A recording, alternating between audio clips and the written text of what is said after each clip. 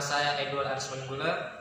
Jangan lupa Like, comment, and subscribe. Judul makalah kami yaitu konsep perencanaan, penyusunan, evaluasi hasil belajar. Langsung, evaluasi merupakan sebuah proses pengumpulan data untuk menentukan sejauh mana dan hal apa dan bagaimana tujuan pendidikan yang sudah tercapai. Maksudnya di sini yaitu sejauh mana kemampuan siswa tersebut dalam melaksanakan pembelajaran di dalam kelas. Langkah-langkah penyusunan evaluasi hasil belajar ada beberapa, yaitu 1. Menyusun rencana evaluasi hasil belajar. 2. Menghimpun data. 3. Melakukan verifikasi data. 4. Mengolah dan menganalisis data. 5. Memberikan interpretasi data untuk yang menarik. 5. Tindak lanjut hasil evaluasi. Langsung bagian standar kompetensi dasar indikator atau TPU dan TPK, yaitu bagian A, pengertian kompetensi dasar. Kompetensi dasar adalah pengetahuan, keterampilan, dan sikap minimal yang harus dicapai siswa untuk menunjukkan bahwa siswa tersebut telah menguasai standar kompetensi.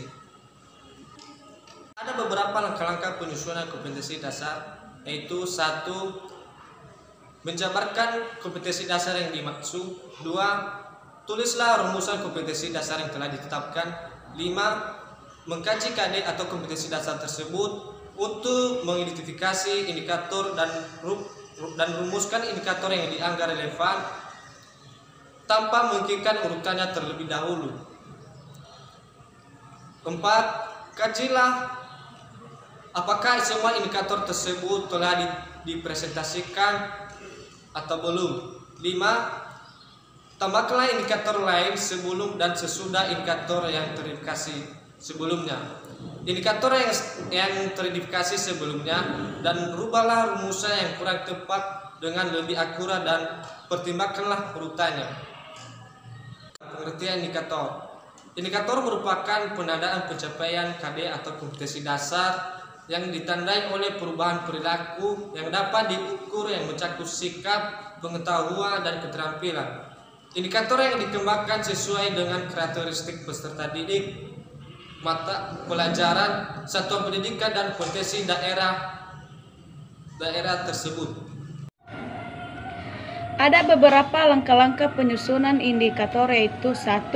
Mengembangkan materi pembelajaran. Materi pembelajaran yang dikembangkan harus sesuai dengan indikator yang telah dirumuskan. 2. Mendesain kegiatan pembelajaran. 3. Mengembangkan bahan ajar. 4. Merancang dan melaksanakan penilaian hasil belajar. Baik, kita masuk pada bagian C, yaitu metode pemilihan bahan evaluasi. Ada beberapa yang harus diperhatikan dalam metode pemilihan bahan evaluasi, yaitu 1. Siswa atau murid. 2. Tujuan pembelajaran yang tercapai. 3. Faktor bahan pengajaran. 4. Fasilitas belajar pengajar. 5. Faktor alokasi waktu pembelajaran. 6. Guru. 7. Kelebihan dan kelemahan metode. Baik, kita masuk pada bagian D, yaitu metode penyusunan kisi-kisi hasil belajar. Metode penyusunan kisi-kisi hasil belajar ada 2, yaitu 1. Kegunaan kisi-kisi. Kegunaan kisi-kisi ini ada 2, yaitu 1. Sebagai pedoman dalam penulisan tes atau soal. Nomor 2, yaitu kisi-kisi yang baik harus memenuhi persyaratan berikut ini. 1. Kisi-kisi harus dapat mewakili isi silabus atau kurikulum atau materi yang telah diajarkan secara tepat dan profesional. 2. Komponen-komponen diuraikan secara jelas dan mudah dipahami. 3. Soal dapat disusun sesuai dengan bentuk soal dan kisi-kisi. Baik, langsung saja kami menjawab pertanyaan dari saudara kami, Saudara Indah Bulele, yaitu pertanyaannya, apa kepanjangan TPU dan TPK? Jawabannya yaitu Kepanjangan TPU dan TPK yaitu TPU tujuan pembelajaran umum, sedangkan TPK yaitu tujuan pembelajaran khusus.